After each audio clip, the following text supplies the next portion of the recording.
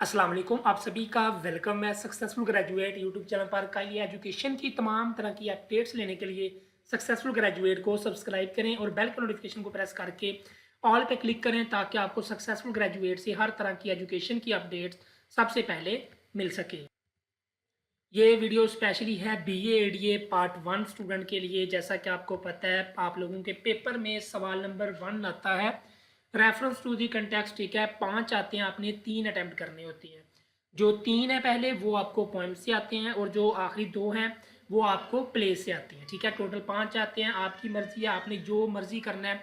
आपने 3 अटैम्प्ट करने हैं, चाहे आप तीनों पोइम के कर लो या आप 2 पोइम के 1 प्ले के कर लो या एक पोइम का या 2 प्ले के कर लो, वो आपकी मर्जी है। ठीक है, तो इसमें मैं आप लोगों को बताने लगा हूँ कि आप लोगों ने इसको अटैम्प्ट कैसे करना है, इसका मेथड क्या है। इसकी मोस्टली स्टूडेंट को समझ ही नहीं है, उनको पता ही नहीं है कि ये चीज़ क्या है, इसको कैसे हमने सॉल्व करना है। ठीक है, तो आपको मैं दिखा देता हूँ विद एग्जांपल। ठीक है, ये बेसिकली आपको जो है ना 20 मार्क्स के ये आपका सवाल आता है। ठीक है, देखिए पता नहीं कौन से स्टूडेंट है जो सप्ली लेकर बैठ जाते हैं। यकीन करें, मैंने नोट्स आप लोगों को प्रोवाइड किए, अगर वो जस्ट नोट्स भी आप लोग पढ़ लो ना तो कभी आपकी सप्ली नहीं आती। नोट्स के अलावा मैंने आप लोगों को चीज़ें भी इंपॉर्टेंट बता दी हैं कि ये कर लो, तब भी आप लोग ना करें या आप लोग जब उस चीज़ को सीरियस ना लें तो वो आपकी मर्जी है। ठीक है, बेसिकली आपको ना कुछ लाइन्स आती हैं, वो कहते हैं जी आपने इन लाइन्स को जो है ना,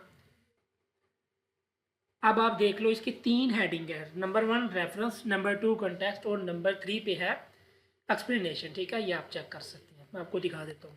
तो ये जो है ना, आपको 2 लाइन्स आ जाए, 3 लाइन्स आ जाए, 4 लाइन्स आ जाए, वो उनकी मर्जी, आपको जितनी मर्जी लाइन्स दे सकते हैं। ठीक है, ये आपको मैं 2021 के पेपर का भी दिखा देता हूँ। ये देखो, ए की जो 2 लाइन्स हैं, बी की उन्होंने 3 लाइन्स दे दी हैं, सी की उन्होंने 4 लाइन्स दे दी हैं, डी की उन्होंने इतनी ज़्यादा 5 लाइन्स दे दी हैं। ठीक है, 4 5 बड़ी इतनी लंबी लंबी, ये उनकी मर्जी है। ये कोई फिक्स नहीं है कि आपको 2 लाइनें आए या फिर आपको 3 लाइनें आए। ठीक है, तो सबसे पहली जो चीज़ होती है ना, वो होती है आपने रेफरेंस, यानी कि आपने रेफरेंस देना होता है कि वो किस पोएम से आया है और उस पोएम का जो है ना पोएट कौन सा है। ठीक है, ये आपने 2 चीज़ें बस बतानी होती हैं। ठीक है, जैसे आप ये सेम लाइन भी कॉपी कर सकते हो। ठीक है, this lines have been taken from the poem, आगे जो है ना ये लेयर। ठीक है, इसको आपने ये जो डबल कोमास होते हैं उसके अंदर आपने लिखना होता है compose bye a famous poet William Davis. ठीक है, अब देखो ये 2 चीज़ें आपने बतानी है, नंबर 1 पोएम का नाम और नंबर 2 उसके पोएट का नाम। ठीक है, ऐसे ही प्लेस का है, अगर प्ले से आता है तो अगर प्ले की आप करना चाहते हो तो उसका आपने बताना है कौन से प्ले से आया है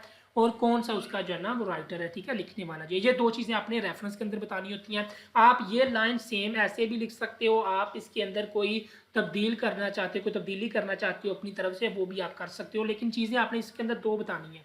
नंबर 1 वो कहाँ से आया और नंबर 2 वो किसने लिखी है। ठीक है, ये 2 चीज़ें आती हैं।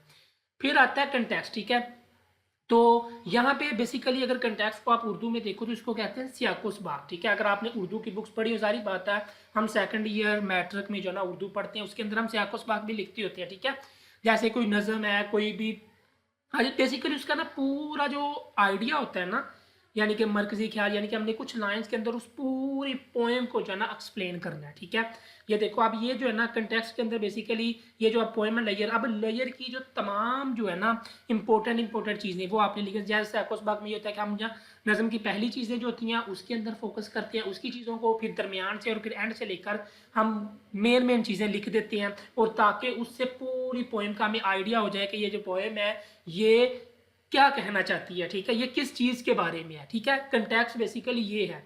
ठीक है, जैसे आप समरी लिखती हो ना किसी चीज़ की, कोई अगर 15 लाइन है, आप उसकी समरी जब वो 3 लाइनों के अंदर बना के पेश करो कि उसको समझ आ जाए पढ़ने वाले को कि इसका मतलब क्या है, कि ये पोएम जो है ये क्या कहना चाहती है, इसके अंदर चीज़ क्या है। ठीक है, तो ये होता है कंटेक्स्ट। ठीक है, आपने इसके समरी बना के लिखनी होती है पोएम की या प्लेस की। ठीक है, ये हमारे नोट्स के अंदर मौजूद है, समरी जो है ना हमने सारी चीज़ों की बनाई हुई है। इसके अंदर मैंने बता दिया पोएम या प्ले की जिसकी भी आपने करनी है उसका पूरा आपने जो है ना पूरी समरी बना के लिखनी होती है। ठीक है, ज़्यादा लंबी नहीं करनी है, आपने 5-6 लाइनों में कर दी। ठीक है, उसके बाद आ जाता है एक्सप्लेनेशन। बेसिकली ये जो है ना, इसमें आपने एक्सप्लेनेशन किसकी देनी है, आपने ज़्यादा जो फोकस है ना वो आपने इन लाइन्स पे करना है, ये जो आपको लाइन्स दी गई हैं। ठीक है, ये देखो, what is this life is full of care, we have no time to stand and stare. ठीक है, ये जो 2 लाइंस है ना, हमने इसको मेन अपना जो फोकस है ना वो हमने इन 2 लाइंस के ऊपर रखना है। ठीक है, चीज़ें लें आप पूरी पोएम से लें, लेकिन ज़्यादा फोकस आपका 80% 90% आपका इन 2 लाइंस के ऊपर होना चाहिए। और लाजमी नहीं है कि आपने एक्सप्लेनेशन जो है ना 2 शीटों में लिखनी है, आपने एक्सप्लेनेशन 5 शीटों में लिखनी है जी नंबर आ जाएंगे, ऐसा बिल्कुल भी नहीं है। सिर्फ आपका कंटेंट मैटर करता है। आप 6 लाइनों में लिखो, आप 7 लाइनों में लिखो, लेकिन आप कोई चीज़ तो अच्छी लिखो। आप कोई गलतियां तो कम करो, कोई ग्रामर की मिस्टेक ना करो, कुछ स्पेलिंग की मिस्टेक ना करो। चाहे वो 5-6 लाइनों के अंदर, 7 लाइनों के अंदर एक्सप्लेनेशन कर दो, वो ठीक है, आपकी नंबर आपको मिल जाएंगे। अगर आप लोग लालच करें कि जी 2 शीटें लिखें और दरमियान में गलतियां उतनी ही ज़्यादा करें, तो ये आपकी गलती होगी, ठीक है। ऐसा बिल्कुल भी नहीं होता। सिर्फ उन्होंने आपका जो है ना, आपकी उन्होंने क्वालिटी चेक करनी, आपकी क्वांटिटी चेक नहीं उन्होंने करनी, ठीक है। क्वालिटी को बेहतर करें, क्वांटिटी को बेहतर कभी भी ना करें इंग्लिश के पेपर में, ठीक है। कि हम लंबी लंबी छोड़ेंगे तो हमें मार्क्स मिल जाएंगे, ऐसा बिल्कुल भी नहीं होगा, ठीक है। क्वालिटी अपनी बेहतर करें। एक्सप्लेनेशन है, आप ये देखें आपके सामने कितनी एक्सप्लेनेशन है, 3 और 3 6 लाइनों की एक्सप्लेनेशन है, ठीक है। आपने भी इतनी ही करनी है, लेकिन ये है कि एक्सप्लेनेशन में आपने सिर्फ और सिर्फ उन लाइंस के ऊपर तवज्जो देनी है जो लाइंस आप लोगों को दी गई हैं पेपर में, ठीक है। ये देखो, ये मैं पेपर दिखा देता हूँ। बेसिकली अगर देखो यहाँ भी ये डी है ना, कि जिस प्लेस से आया ना, आपने सिर्फ इन लाइंस के ऊपर फोकस करना है एक्सप्लेनेशन के लिए। हाँ, अगर आप कंटेक्स्ट लिख रहे हो तो फिर आपने पूरी पोएम को, पूरे प्ले को एक्सप्लेन करना है चंद लाइनों में, यानी कि आपने समरी लिखनी है। लेकिन एक्सप्लेनेशन का मतलब है कि आपने सिर्फ और सिर्फ इन लाइंस के ऊपर फोकस करके इनको एक्सप्लेन करना है, ठीक है। जैसे तशरीह करते हैं ना चीज़ की, वैसे आपने इन 2 लाइनों के ऊपर जो है ना फोकस रखना है अपना, ठीक है। और रेफरेंस भी मैंने आपको बता, रेफरेंस में आप लोगों की 2 चीज़ें, ये किस पोएम से आया और किस पोएट ने लिखी है। कंटेक्स्ट, ये आपने मरकजी ख्याल, सेंट्रल आइडिया आपने लिखना है पोएम का या प्ले का। और एक्सप्लेनेशन, इसके अंदर आपने सिर्फ और सिर्फ उन लाइंस के ऊपर ज़्यादा फोकस रखना है जो लाइंस आपको दी गई हैं कि इसका रेफरेंस टू दी कंटेक्स्ट लिखें, ठीक है। उम्मीद है कि ये अब आपको समझ आ गई होगी। बीए बीएससी इंग्लिश में कोई पास होना मुश्किल नहीं है, बस स्टूडेंट को चीज़ें करनी नहीं आती, अटेम्प्ट करनी नहीं आती। आप लोगों को पता ही नहीं है कि इस चीज़ के अंदर लिखना क्या है।